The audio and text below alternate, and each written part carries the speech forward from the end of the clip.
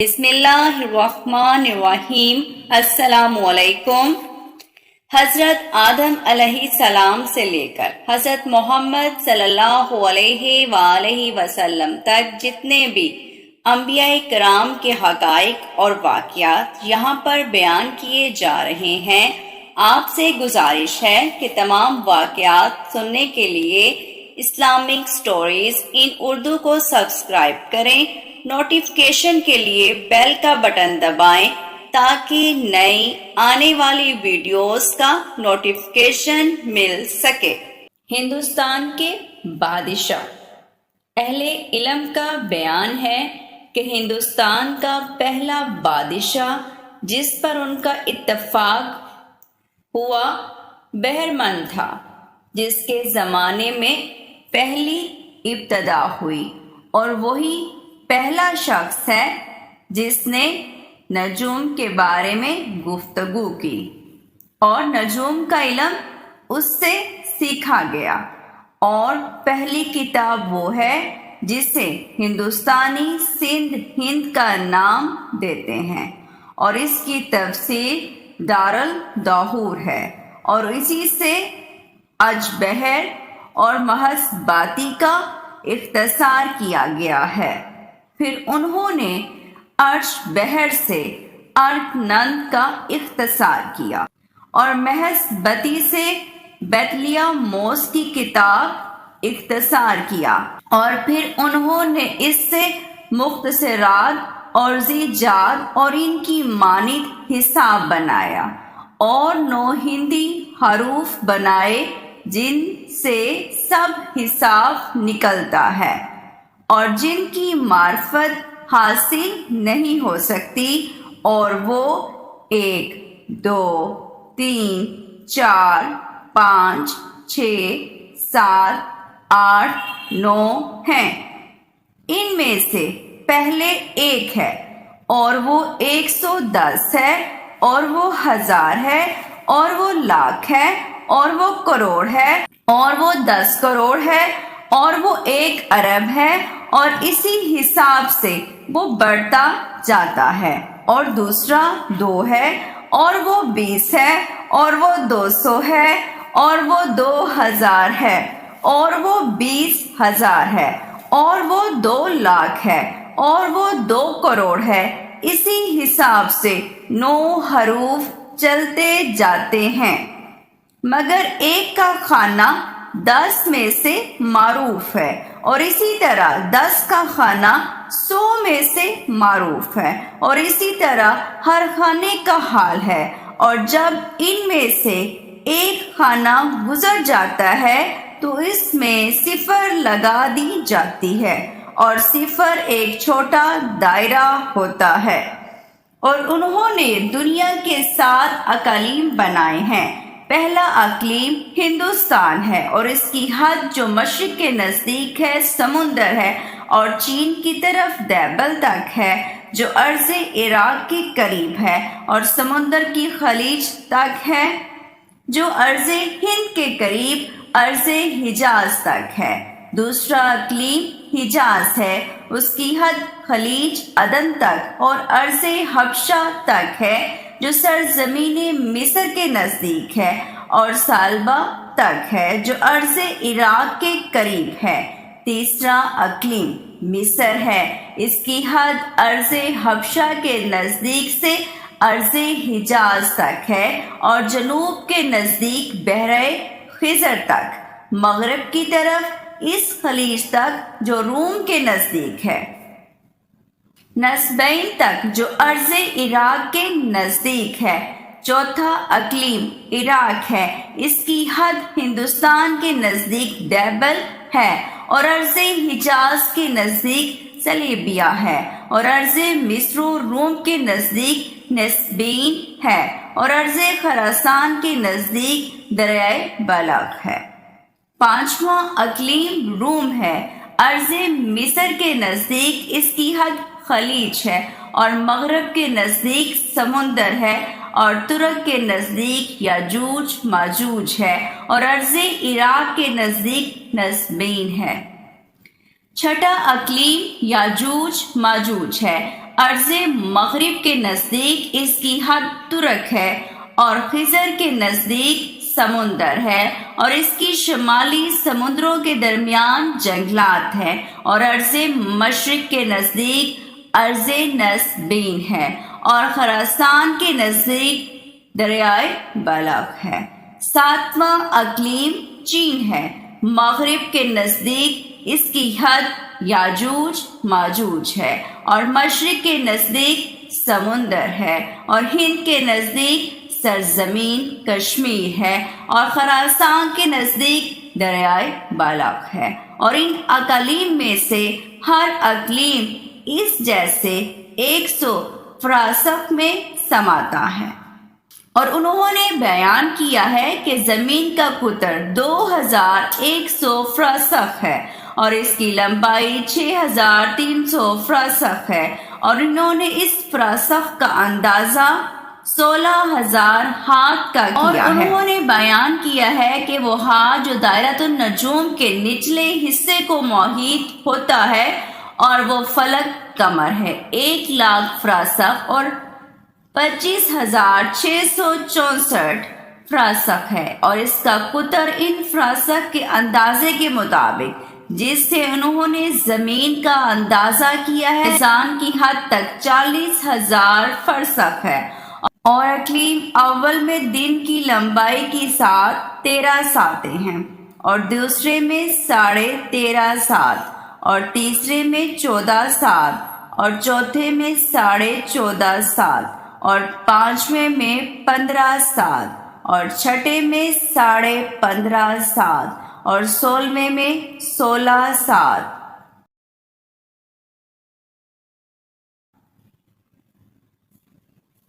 اور ہر وہ شہر جو اپنے دن کی لمبائی کے مقادیر میں اس اندازے میں آتا ہے کہ وہ اس اقلیم کے متوسط میں ہوتا ہے جس میں وہ ہوتا ہے، اور جو ان اندازوں کے درمیان ہوتا ہے وہ اس اقلیم سے تعلق رکھتا ہے جو ساعت کی مقدار میں اس سے قریب تر ہوتا ہے۔ پس اقلیم اول کا وسط خط استوا سے تقریباً 30 راتوں کی مسافت پر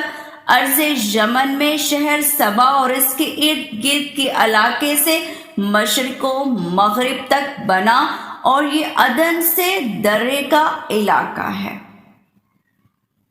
اور 10 ایام کے اندازے سے زیادہ واضح ہے، اور دوسرے اقلیم کا وسط مکہ اور مشرق سے مغرب تک اس کے ارد گرد کا علاقہ ہے، اور تیسرا اقلیم کا وسط اسکندریہ اور اس کے ارد گرد کا علاقہ جو کوفہ اور بصرہ کی جانب مشرق اور مغرب سے تعلق رکھتا ہے،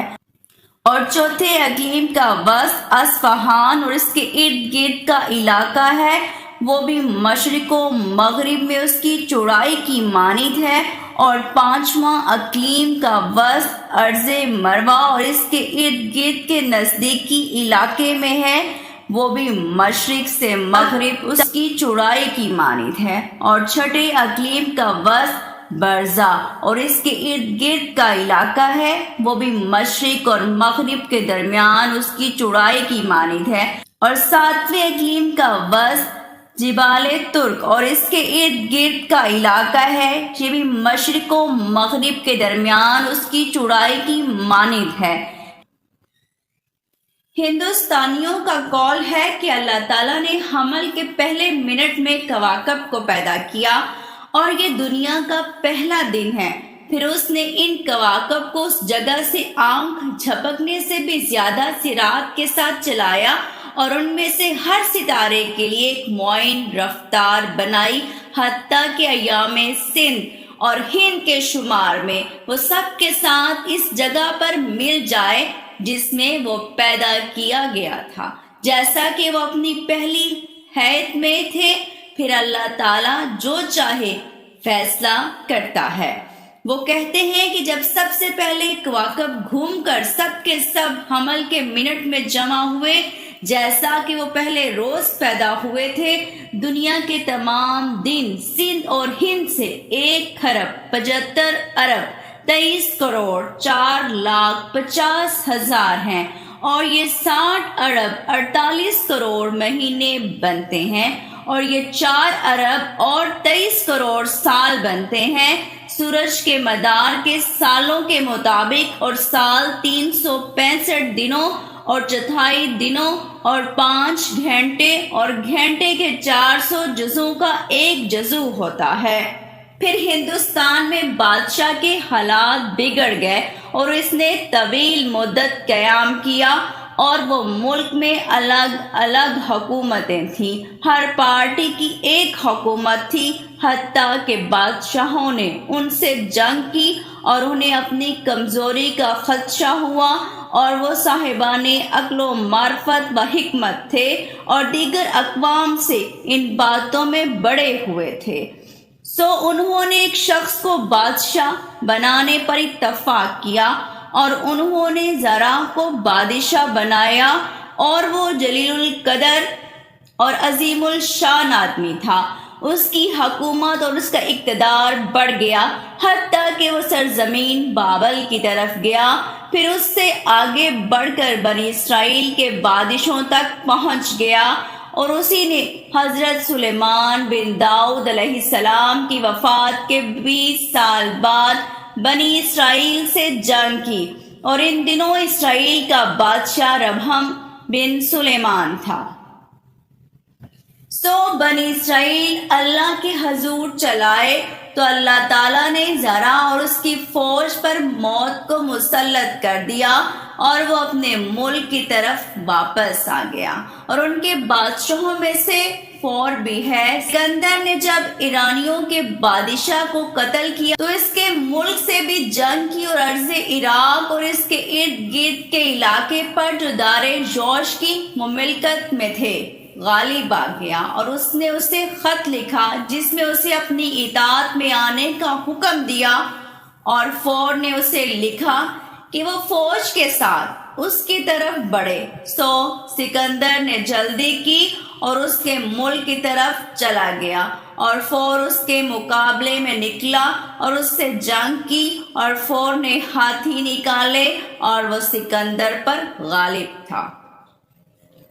اور ان ہاتھیوں کے سامنے کوئی چیز نہ ٹھہرتی تھی۔ سو سکندر نے تانبے کے بت بنائے، پھر انہیں تیل اور گندھک سے بھر دیا اور ان کے اندر آگ جلا دی، پھر انہیں چھکڑے پر رکھا اور انہیں ہتھیار پہنائے، پھر انہیں صفوں کے آگے کر دیا، اور جب ان کی مٹ بھیڑ ہوئی تو جوانوں نے انہیں ہاتھیوں کی طرف دھکیل دیا، اور جب وہ قریب ہوئے تو ہاتھیوں نے اپنی سونڈوں سے ان پر حملہ کر دیا،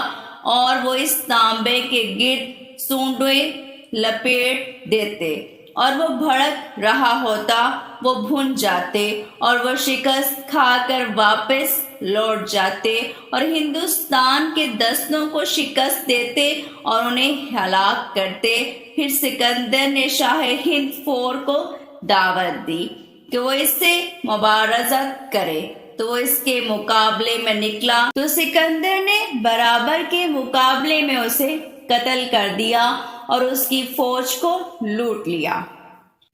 اور ان کے بادشاہوں میں سے کہن بھی ہے جو دنا، ذہین اور ادیب آدمی تھا۔ سکندر نے فور کے بعد اسے تمام سرزمین ہند کا بادشاہ بنایا، اور کہین نے سوچ سے کام لیا، یہ تو ہم کے متعلق بات کرنے والا پہلا شخص ہے، اور یہ کہ طبیعت کو جس چیز کا وہم ہو اس کی طرف لوٹتی ہے، اور اس کا وہم ہوتا ہے کہ وہ اسے نفع دے گا خواہ وہ نقصان دہ ہی ہو۔ اور کہیں زہر قاتل کھاتا تھا، پھر وہم کرتا تھا، اور اس کے دل پر برف کے بوجھ ہیں، اور یہ زہر قاتل اسے نقصان نہ دیتا تھا، حتیٰ کہ اس کی رطوبت جل گئی، اور ذہنی لحاظ سے وہ مخلوق الہی میں سب سے صحت مند، ذہین اور حافظے والا تھا۔ اور ان کے بادشاہوں میں سے دبشلیم بھی ہے، اسی کے زمانے میں کتاب کلیلہ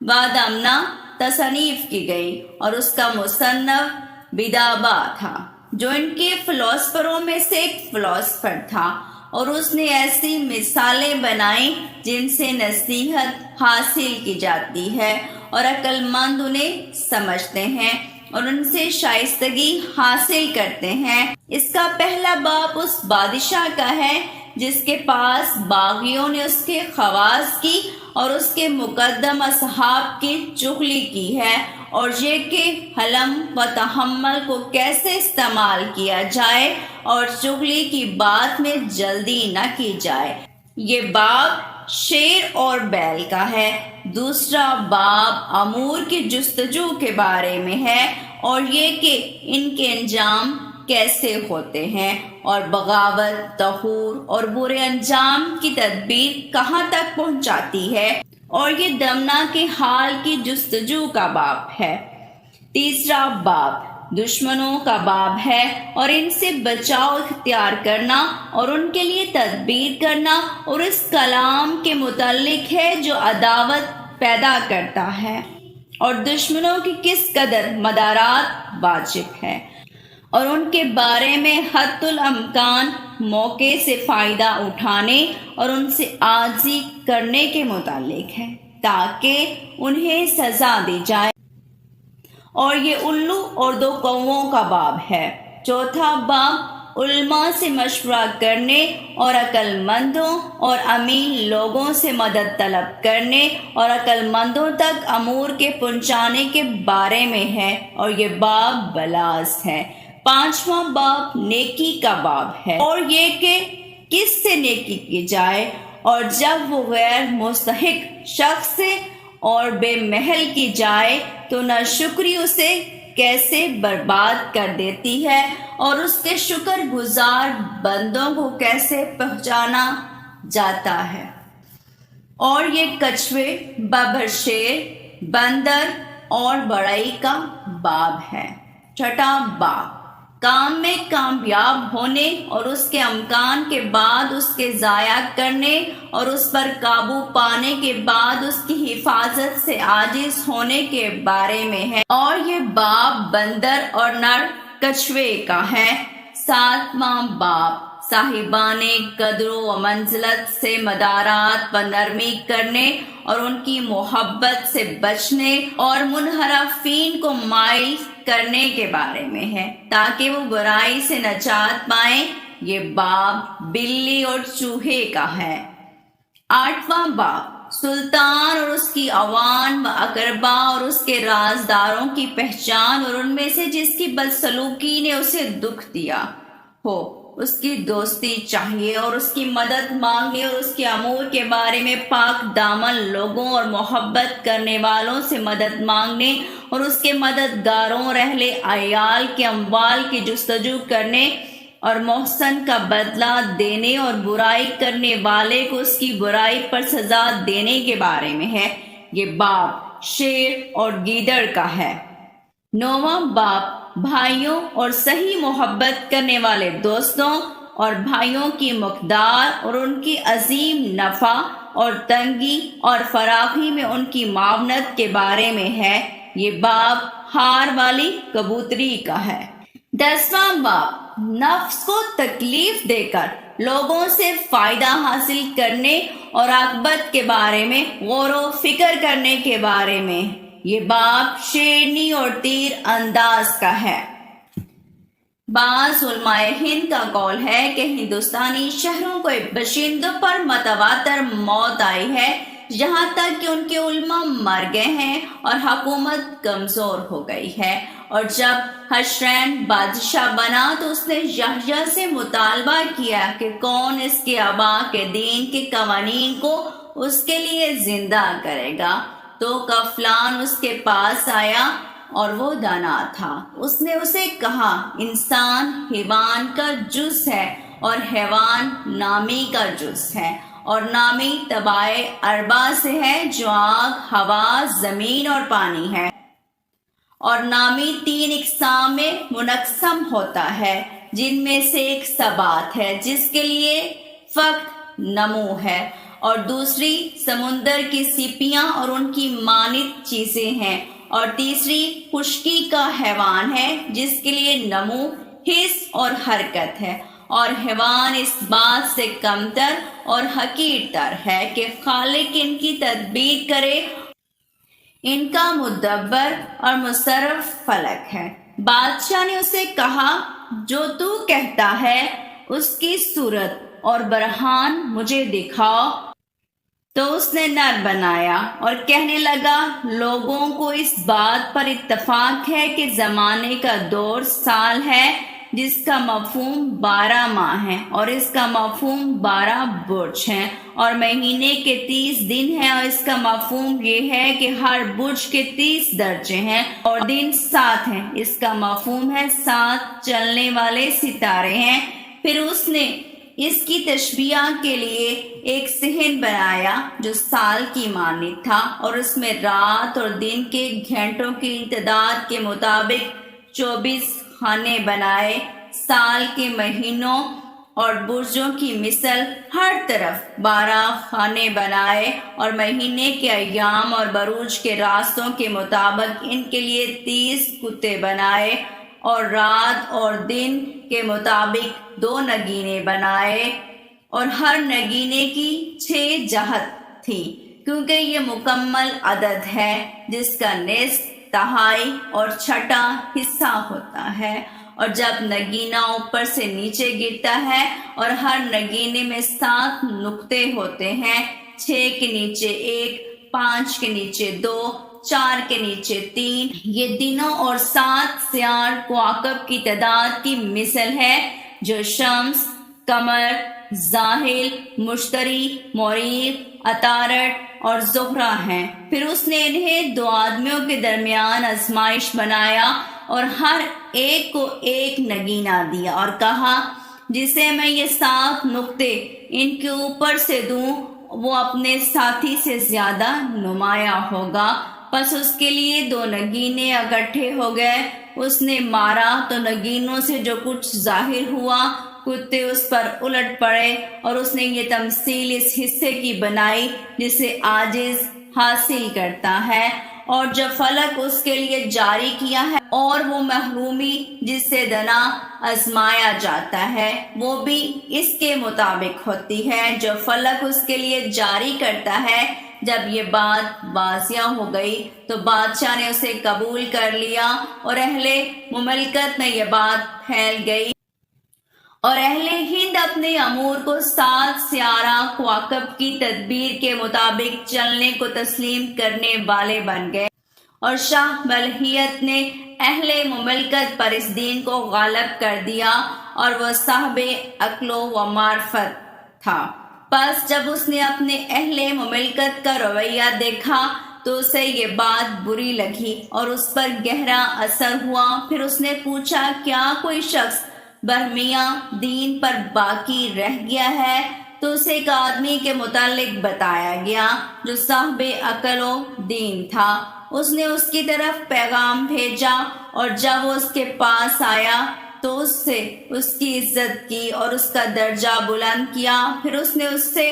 اس بات کا ذکر کیا جو اس کی مملکت میں پھیل گئی تھی۔ اس نے کہا، اے بادشاہ، میں مجبوراً ایک برہان قائم کروں گا، اور اس سے دنا کی فضیلت اور عاجز کی کوتاہی کا مقام معلوم ہو جائے گا، اور میں اسے 2 آدمیوں کے درمیان ایک شکل میں پیش کروں گا، تاکہ وہ عاجز پر دنا کی اور کوتاہی کرنے والے پر مجتہد کی، اور ضائع کرنے والے پر محتاط کی، اور جاہل پر علم کی فضیلت کو واضح کر دے۔ سو اس نے شطرنج بنائی، اور فارسی زبان میں اس کی تفسیر و ہشت پہلو ہے، اور اس نے اسے 8 ضرب 8 بنایا، اور وہ 64 خانے بن گئے، اور اس نے انہیں 32 کتے بنایا جو 2 رنگوں میں منقسم تھے، ہر رنگ کے 16 کتے تھے، اور اس نے 16 کو 6 عورتوں پر تقسیم کر دیا۔ پس شاہ کی ایک صورت ہوئی، اور رانی کی ایک صورت ہوئی، اور 2 ہاتھیوں کی ایک صورت ہوئی، اور دوزخ کی روح ایک خیالی جانور ہے، مترجم، ایک صورت ہوئی، اور 2 گھوڑوں کی ایک صورت ہوئی، اور شکاری پرند کی ایک صورت ہوئی۔ پس یہ زوج الزوج سے مشتق ہوا اور یہ بہترین حساب ہے، اس لیے کہ جب آپ 64 کو تقسیم کریں گے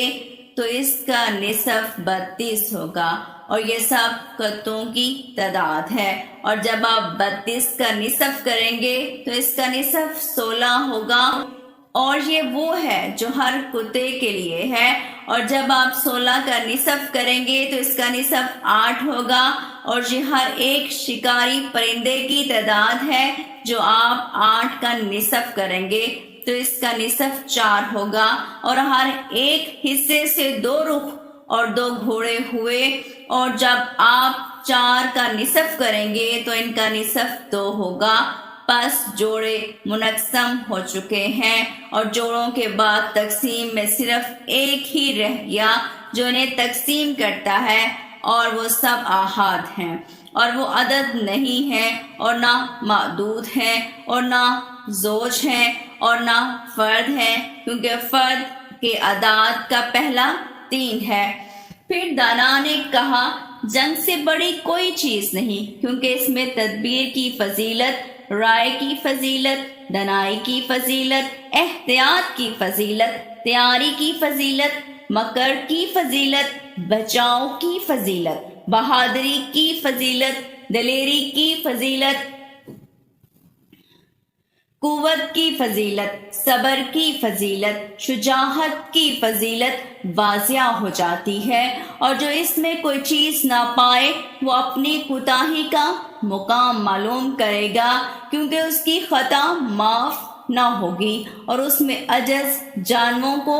تلف کرنے والا ہے، اور دنائی کو ترک کرنا حکومت کا کھونا ہے، اور رائے کی کمزوری تباہی لانا ہے، اور کوتاہی شکست کا سبب ہے، اور تیاری کی کم علمی انکشاف کا باعث ہے، اور مکر کی کم علمی ہلاکت کی طرف گرنا ہے، اور بچاؤ کا ترک کرنا دشمن کا اٹھنا ہے، اور اس نے انہیں جنگ کی مثال پر بنایا ہے۔ اگر وہ درست کرے گا تو کامیاب ہوگا، اگر غلطی کرے گا تو ہلاک ہو جائے گا۔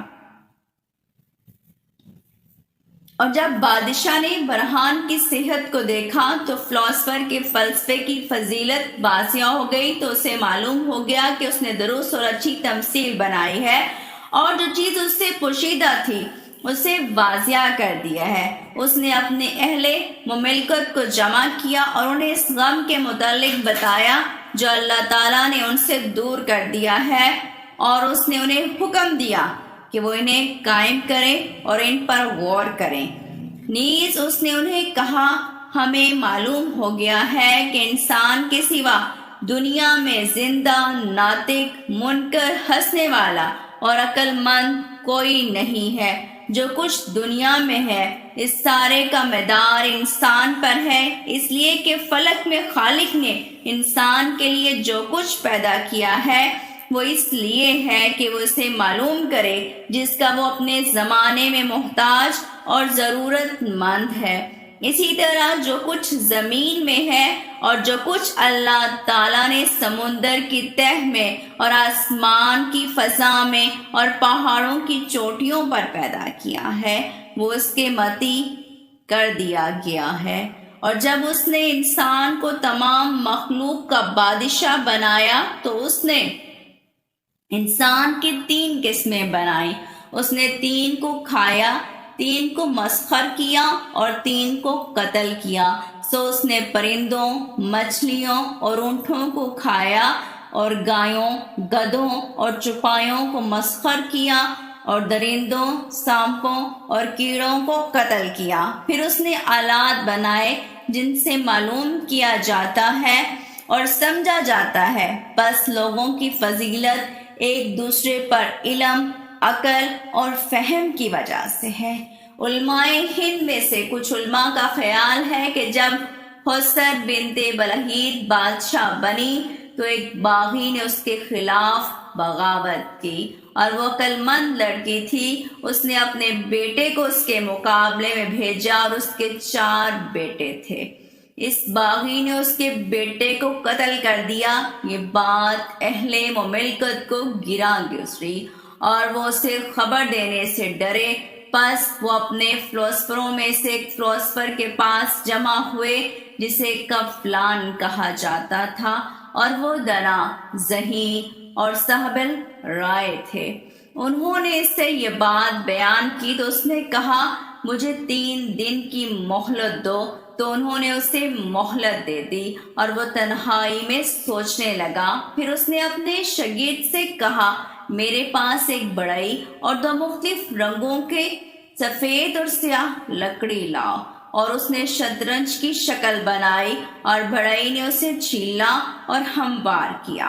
پھر اس نے اس سے کہا میرے پاس رنگا ہوا چمڑا لاؤ، اور اس نے اسے حکم دیا کہ وہ اس میں 64 خانے بنائے۔ اس نے ایسے ہی کیا تو اس نے ایک طرف نصب کر دیا۔ پھر دونوں نے جو لانی کی، حتیٰ کہ دونوں نے اسے سمجھا اور اسے مضبوط کیا۔ پھر اس نے اپنے شاگرد سے کہا یہ جنگ جانوں کے مرنے کے بغیر ہے۔ پھر اہل مملکت اس کے پاس آئے اور اس نے ان کے لیے نکلا، اور جب انہوں نے اسے دیکھا تو انہیں معلوم ہو گیا کہ یہ حکمت ہے جس کی طرف کسی نے راہ نہیں پائی، اور وہ اپنے شاگرد کو جولانی کرانے لگا اور شاہ گر کر مر گیا اور شاہ غالب آ گیا۔ ملکہ کو کفلان کی خبر دی گئی تو اس نے اسے بلایا اور اسے حکم دیا کہ وہ اسے اپنی حکمت دکھائے۔ اس نے اپنے شاگرد کو حاضر کیا اور اس کے پاس شطرنج بھی تھی۔ اس نے اسے اس کے اور اس کے درمیان نصب کر دیا تو دونوں کھیلنے لگے اور ایک اپنے ساتھی پر غالب آ گیا۔ اس نے کہا شاہ مر گیا ہے، تو وہ چوکس ہو گئی اور اس کے مقصد کو سمجھ گئی اور کفلان سے کہنے لگی میرا بیٹا قتل ہو گیا ہے۔ اس نے کہا تو نے بات کی ہے؟ اس نے اپنے دربان سے کہا لوگوں کو لاؤ کہ وہ مجھ سے تعزیت کریں، اور جب وہ فارغ ہوئیں تو اس نے کفلان کو بلایا اور اسے کہا جو ضرورت ہے مانگ لے۔ اس نے کہا مجھے شطرنج کے خانوں کی تعداد کے مطابق گندم دے دی جائے۔ اسے پہلے خانے میں 1 دانہ دیا جائے اور دوسرے میں 2 دانے، پھر دوسرے خانے سے تیسرے خانے میں میرے لیے دگنا کر دیا جائے، پھر اس حساب سے آخر تک چلا جائے۔ ملکہ نے کہا اس کی مقدار کیا ہے؟ تو اس نے گندم حاضر کرنے کا حکم دیا، مگر کوئی چیز اس کے مقابلے میں ٹھہر نہ سکی، حتیٰ کہ ملک کی گندم ختم ہو گئی۔ پھر گندم کی مال سے قیمت ڈالی گئی، حتیٰ کہ مال بھی ختم ہو گیا، اور جب یہ زیادہ ہو گیا تو اس نے کہا مجھے اس کی ضرورت نہیں، دنیا کا کم مال ہی میرے لیے کافی ہوگا۔ پھر ملکہ نے اس سے دانے کے اس عدد کے متعلق پوچھا جو اس نے ملکہ سے کہا یہ عدد ہوگا، اور شطرنج کا عدد یہ ہے۔ پہلی سطر 255 ہے، دوسری 32,768 ہے، تیسری 8,388,608 ہے، چوتھی 2,01,483,648 ہے، پانچویں 549,755,813,888 ہے، چھٹی 140,788,485,355,328 ہے، 36 نیلم 28,718,18,963,968 ہے، آٹھواں 9,227 نیلم 372,36,000 854,777,808. یہ سب شطرنج ثمانیہ میں 18 سکھ 446 نیلم 744 کھرب 73 ارب 709,500,000 کا دن 1615 بنتے ہیں۔ ان میں کوشش بادشاہ بھی تھا جس کے زمانے میں فلاسفر سندھ بعد بھی تھا۔ کوشش نے کتاب مکر النساء تصنیف کروائے اور ہند کے لوگ حکیم اور دانا ہیں اور وہ لوگوں سے ہر حکمت میں فوقیت رکھتے ہیں، اور نجوم کے بارے میں ان کا قول صحیح ترین قول ہے، اور اس بارے میں ان کی کتاب السندھ ہند ہے جس سے تمام علوم نکلے ہیں جن کے متعلق یونانیوں اور ارانیوں وغیرہ نے گفتگو کی ہے، اور طب کے بارے میں ان کا قول مقدم ہے۔ اس بارے میں ان کی کتاب کا نام سرسرد ہے جس میں بیماریوں کی علامات اور ان کے علاج و ادویہ کی پہچان کا بیان ہے، اور کتاب شرک اور کتاب زنان اور 404 بیماریوں کی علامات اور علاج کے بغیر ان کی پہچان کے بارے میں ہے، اور کتاب سندھ حشان اور اس کی تفصیل سورۃ النجم ہے، اور ایک کتاب گرم سرد اور ادویہ کی قوتوں کے بارے میں ہے جس کے متعلق ہند و روم میں اختلاف پایا جاتا ہے، اور سال کی تفصیل کتاب اسم العقاقیر بھی ہے۔ ہر بوٹی کے 10 نام ہیں، اس کے علاوہ بھی طب میں ان کی کتب پائی جاتی ہیں، اور منطق و فلسفہ کے بارے میں اصول علم کے متعلق ان کی بہت سی کتب ہیں، جن میں سے کتاب تحفہ حدود المنطق کے علم میں ہے، اور کتاب متفاوت فی فلسفۃ الہند و روم بھی ہے، اور ان کی بہت سی کتابیں ہیں جن کا بیان طویل ہے۔ اور اہل ہند کا دین برہمیتا ہے، اور ان میں اصنام پرست بھی ہیں، اور ملک کے طول و عرض کی وسعت کی وجہ سے ان کی مختلف حکومتیں اور متفرق بادشاہ ہیں، اور ان کا پہلا بادشاہ جو ان ملحق سرحدی شہروں کا بادشاہ تھا جو آج کل دارالاسلام میں ہے، دانک تھا۔ وہ عظیم الشان بادشاہ، وسیع مملکت والا اور بہت ساز و سامان والا تھا۔ پھر اس کے بعد رحمی تھا، وہ بہت شان والا اور شاندار شہروں والا تھا، اور وہ ایک سمندر پر تھا، اور اس کے ملک میں سونا اور اس قسم کی چیزیں تھیں۔ پھر بلہری کی مملکت تھی، پھر الکمکم، اور جن کے پاس ساکھو کا درخت آتا تھا اور انہیں ملک میں وسعت حاصل تھی۔ پھر طوفان کی مملکت تھی اور وہ سفید روح لوگ ہیں۔ پھر کنابیہ کی مملکت اور اترسول کی مملکت، الموشا کی مملکت، المائد کی مملکت تھی۔ یہ مملکتیں چین سے ملحق تھیں اور وہ چین سے جنگ کرتے تھے۔ پھر سرندیپ کی مملکت ایک جلیل الشان مملکت تھی، بادشاہ ان کے بادشاہ سے آگے ہوتے تھے۔ پھر دیبل کی مملکت تھی، پھر الفرات کی مملکت تھی، پھر سلیمان کی مملکت تھی، اور ان کی بعض مملکتوں کی حکمران عورتیں تھیں۔